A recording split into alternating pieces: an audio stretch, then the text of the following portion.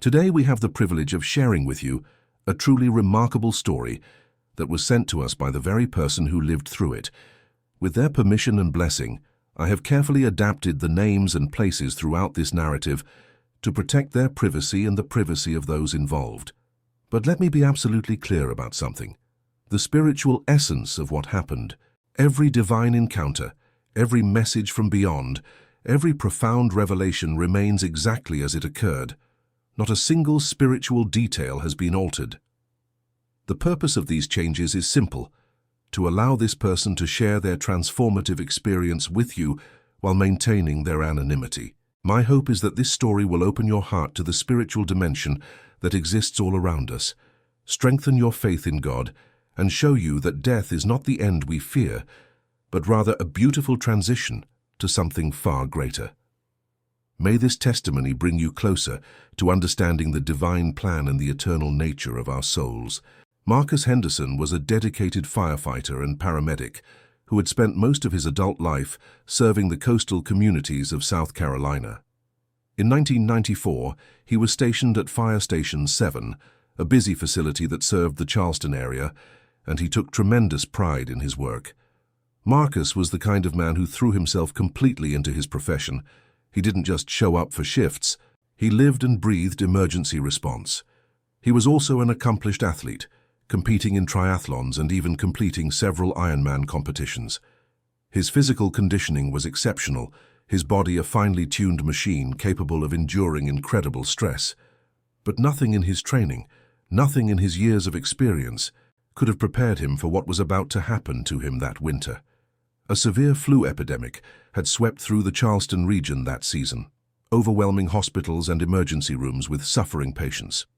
The medical facilities were packed wall to wall with people experiencing high fevers, respiratory distress, and severe dehydration. Marcus and his crew at Station 7 were running call after call, transporting patients, providing emergency care, doing everything they could to help during the crisis. Every shift felt like a marathon. Every ambulance run brought them face to face with another person struggling to breathe, another family terrified for their loved one.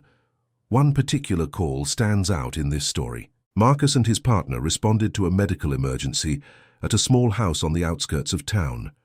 When they arrived, they found a woman locked away in her bedroom, all the curtains drawn shut, the room dark and stifling. She was in terrible condition, her breathing labored and raspy, her fever dangerously high. She had isolated herself there, too weak to even call for help, until a neighbor heard her moaning through the walls. Marcus, being the dedicated paramedic he was, immediately sprang into action. He climbed across the bed to position himself near her head so he could get an oxygen mask on her face properly. He worked quickly, adjusting the straps, making sure the seal was tight. But just as he got everything in place and leaned in close to check her breathing, the woman exhaled forcefully. At that exact moment, Marcus inhaled. He felt it immediately, that warm, contaminated breath going straight into his lungs. He knew right then that he had been exposed, but he continued with his work, got the woman stabilized, and transported her to the hospital. 2 days later, Marcus was sicker than he had ever been in his entire life. The illness hit him like a freight train. His body temperature spiked dangerously high. Every joint in his body ached with a deep, grinding pain. His head pounded with a relentless pressure that made it nearly impossible to think straight. But the worst part was the dehydration. He couldn't keep anything down. His body was purging fluids from both ends, and he could feel himself getting weaker by the hour. On the 3rd day, he tried to get out of bed and immediately knew something was terribly wrong. His legs barely supported him as he stumbled to the bathroom. When he looked in the mirror, he hardly recognized the face staring back at him. His cheeks were sunken, his eyes hollow and dark. He looked skeletal, like death itself.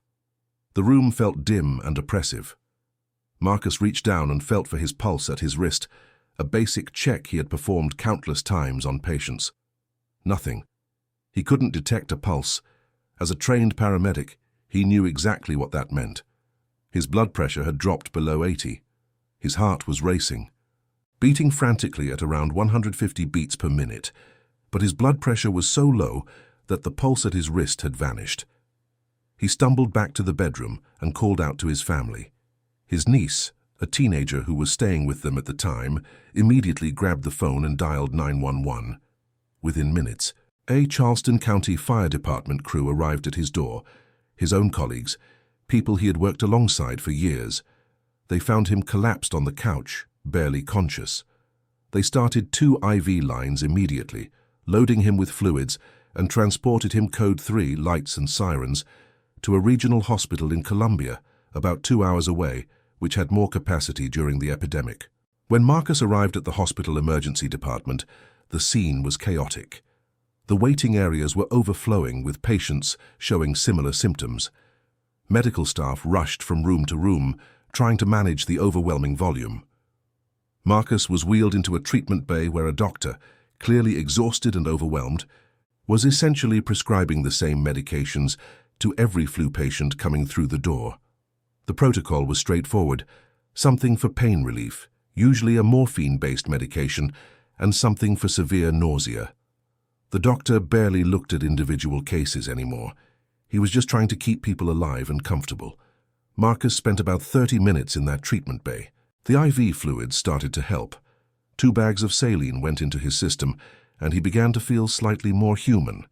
He sat up on the gurney and told his wife, who had driven up separately, that he thought he could probably go home now.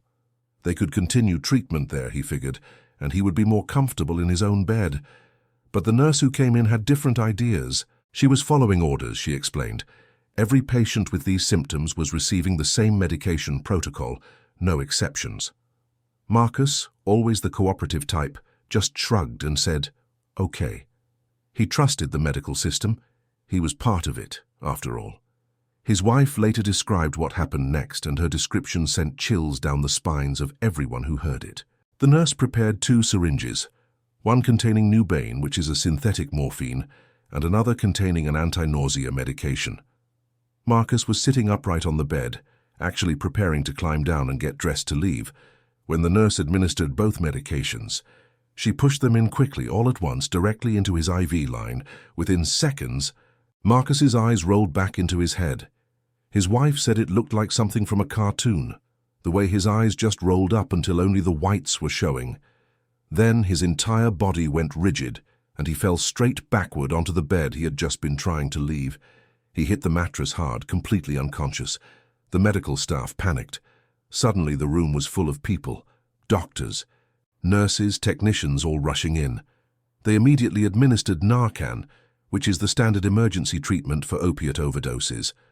Narcan works by blocking and reversing the effects of opiates almost instantly. They gave Marcus 1 dose, then another. They started additional IV lines.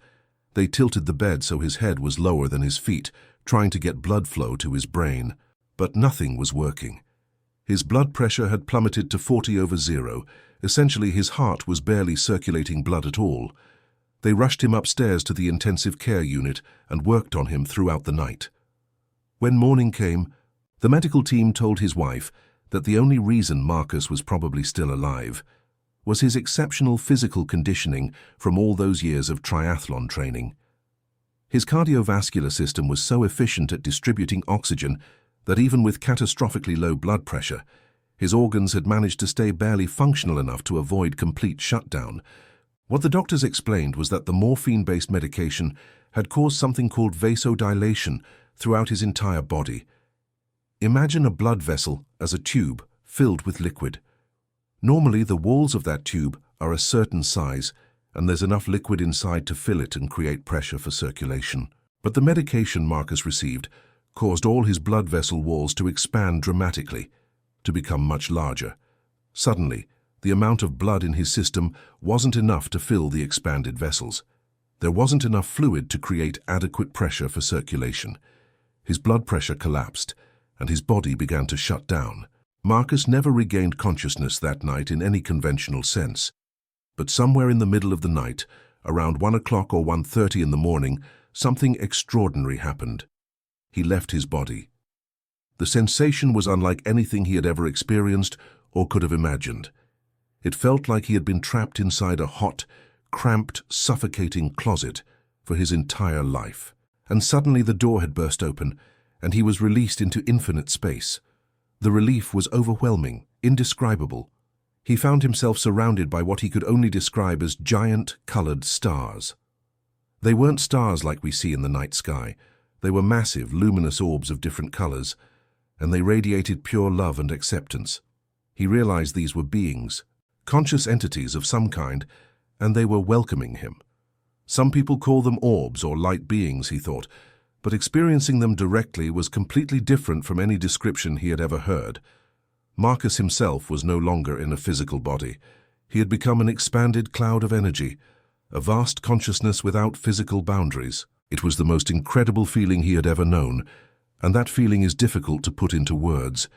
It was like experiencing a cosmic euphoria, a state of pure bliss that flowed through every part of his being. If he had to compare it to anything, he said it was like someone pouring warm honey directly onto his brain and feeling it run down through every nerve, every fiber of his existence, bringing everything alive with joy and energy. The pleasure was so intense, so all-encompassing, that it made every good feeling he had ever experienced in physical life seem pale and insignificant by comparison. As he moved through this space, he described it as flying, though there was no air or physical space in the way we understand it. He was surrounded by these loving, welcoming orbs. They seemed to be celebrating his arrival, like a homecoming parade, and then something struck him with tremendous force. It was a realization so profound that it shook him to his core. How in the world had he forgotten who he really was? How was it possible that he had been so completely convinced that he was Marcus Henderson, a firefighter from South Carolina, with all these relationships and problems and daily concerns? Because standing there in that space, or floating there, or existing there, he knew with absolute certainty that none of that was ultimately real. It was all an elaborate illusion, some kind of temporary game or play that came with entering the physical world, with being born into a body on earth. His real identity, his true self, was this expanded consciousness, this eternal being of light and love. The human life was like a costume he had been wearing, and he had gotten so absorbed in the role that he had completely forgotten he was acting. After some time, though time didn't work the same way in that place, Marcus found himself landing somewhere. The sensation of flying stopped, and he was standing on something solid. He looked around and saw that he was in some kind of facility or room. It had walls, though they seemed to glow with their own soft, indirect light.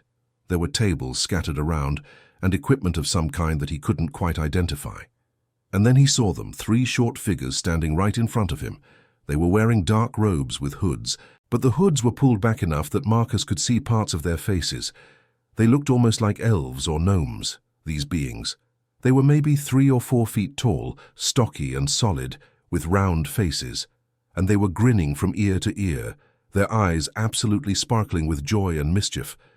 These 3 little beings started asking Marcus questions immediately, rapid fire, speaking in voices that had a playful, almost giggling quality. "How was it?" one of them asked. "What can you tell us?" another chimed in. "What did you learn down there?" The third one was practically bouncing with excitement. They reminded Marcus of excited children hearing about someone's vacation, except these weren't children. They were ancient, wise beings playing at being playful. He had seen something like them before, he realized. Years earlier, he had watched a movie called Communion, where the actor Christopher Walken encounters small, unusual-looking beings. These creatures looked similar to those, except where the movie portrayed them as somewhat sinister or frightening. These beings were the complete opposite. They radiated pure goodness, playfulness, and love. Their smiles were genuine and warm. Their eyes sparkled with intelligence and humor. Marcus stood there, somewhat confused by the situation. He felt like he should know these beings, like they were familiar to him on some deep level, but his memory was fuzzy. Then one of the 3 turned to the other 2, gestured toward Marcus, and said something that made all 3 of them burst into giggles. "He doesn't remember us," the being said, and they all found this hilarious. They laughed like old friends sharing an inside joke. Marcus wanted to say, "I kind of remember you guys, I think, but I'm having some trouble here." But before he could get the words out, he noticed another being approaching. This one was completely different from the 3 hooded figures. He was tall, very tall, and impossibly thin, with a body that seemed to be made of vapor or mist rather than solid matter. He reminded Marcus of a stretched-out version of those bendable clay animation characters, like Gumby, or maybe like a tall cactus, except he appeared to be composed of swirling fog or smoke. When this being moved, it was mesmerizing to watch. Parts of him would drift apart and then flow back together, like watching someone walk underwater where the current catches different parts of their clothing.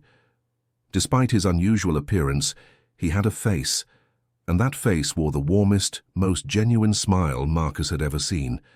His eyes were extraordinary, bright and full of a love so intense it was almost unbearable to look at directly. This tall, wispy being seemed to be in charge of the operation, though in charge wasn't quite the right term. There was no sense of hierarchy or authority in the usual sense. Everything felt playful and joyful, like everyone was participating in something wonderful together, rather than following orders. When the tall being came close to Marcus, something incredible happened. Marcus felt his chest expand, as if his heart was growing too large for his body. At the same time, his throat constricted and tightened. Overwhelming emotion flooded through him. He felt like he was going to burst into uncontrollable sobbing, not from sadness, but from the sheer intensity of the love radiating from this being. It was love beyond anything he had ever felt from another person, love that was unconditional and infinite and all-encompassing. It was almost too much to bear. There wasn't much organization happening in this space, Marcus noticed. The three little hooded beings kept giggling and bouncing around, occasionally turning to whisper to each other and then giggling some more. The tall, wispy being just stood there smiling and chuckling softly, exuding that overwhelming love. After a while, Marcus decided to take some initiative. He looked at the tall being and said, "Well, I'm not going back there, so do you guys want to get on with it? Are we going to do a life review? Is that what happens next?" He had heard about life reviews in near-death experiences, the idea that you see your whole life played back, that you experience the effects of all your actions on others. The tall being's response was completely unexpected. He threw his head back and laughed. It was the deepest, richest laugh Marcus had ever heard, like rolling thunder made of pure joy. When the laughter subsided, the being looked at Marcus with those bright, loving eyes and said, "Sure, let's do that. How do you want to start?" The casualness of it stunned Marcus. This wasn't how it was supposed to work, was it? Wasn't there supposed to be some formal process, some serious accounting of his life? But the being's attitude was so relaxed, so playful, that Marcus just went with it. He told a few stories from his life, but nothing dramatic came up. There were no big regrets, no terrible sins that needed addressing. He mentioned one thing. Years ago, there had been an opportunity for a park ranger position on a small island off the coast. His wife had really wanted him to take it.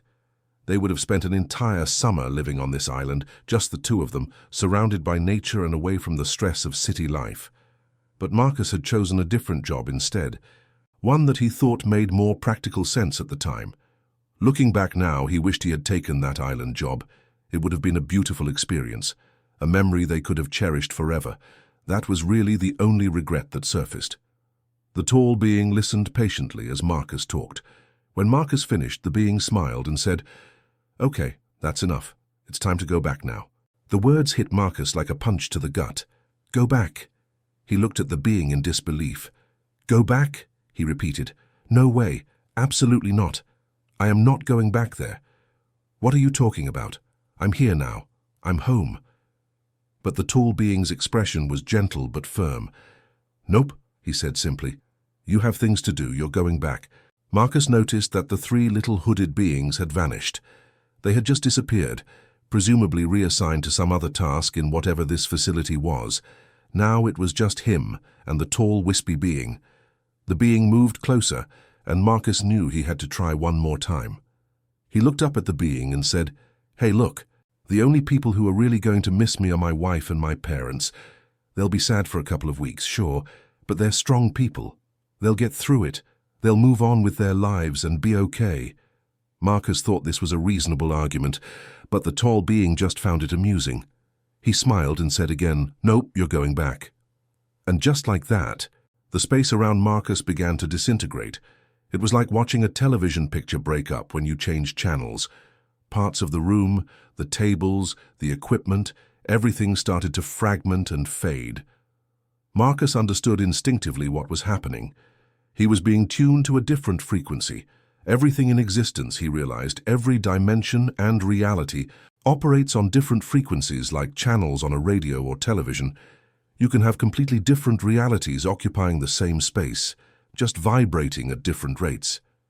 He felt himself descending, dropping down through these frequencies, and it was a definite downward motion, a lowering of vibration. The tall being evaporated like morning mist, and Marcus fell away into darkness. As he got closer to his physical body, as he descended through these layers of reality, he passed through a place that absolutely terrified him. For years afterward, he didn't want to admit that he had been scared, but eventually he realized people needed to know about this place. There is a realm, very close to our physical world, that you do not want to linger in. It exists at a frequency just slightly different from our own, and it is lonely beyond description. It is dismal and grey and empty. There is no love there, no light, no connection. It's a place of isolation and despair. Marcus felt it pulling at him as he passed through, and he wanted nothing to do with it. It was a stark reminder that not all of the non-physical realms are beautiful and welcoming. Some are dark and frightening, and you do not want to spend any time there.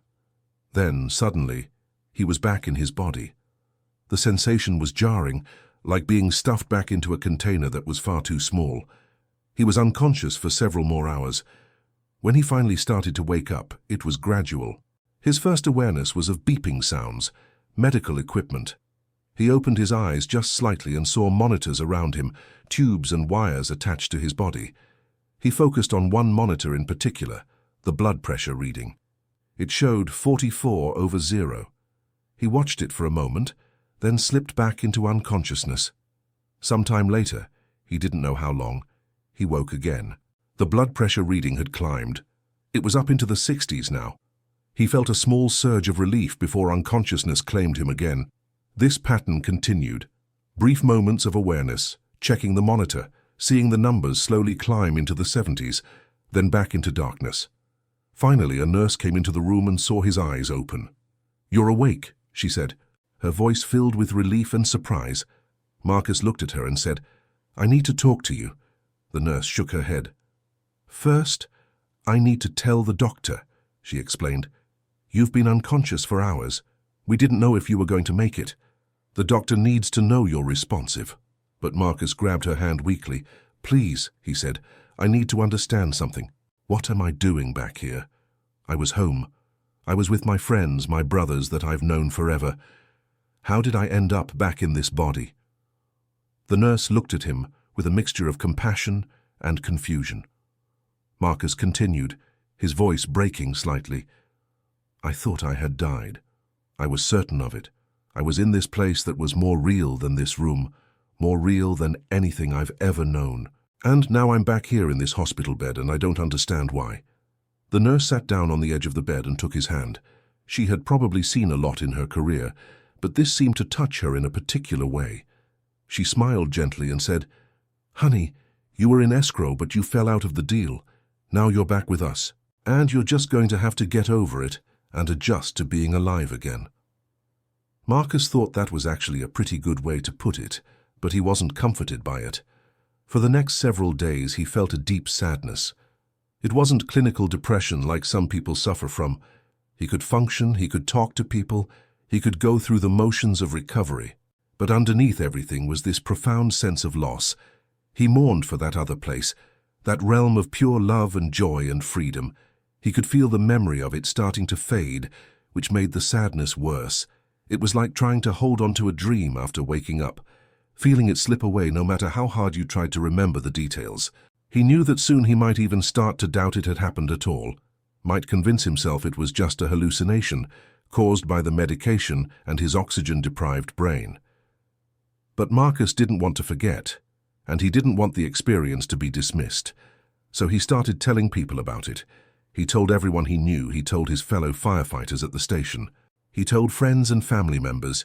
He told them all the same thing. "Listen, there is absolutely nothing to fear about death. We have it completely backwards. Death is not an ending, it's an upgrade. It's like trading in an old broken-down car for a brand-new luxury vehicle, except 1,000,000 times better than that. It's instant, it's wonderful, and there's nothing to be afraid of. Over the following months and years, people would come to Marcus when they were struggling with loss. A colleague whose child had been killed in an accident, a friend whose elderly parent had passed away, people who were drowning in grief and couldn't imagine how they would ever feel whole again.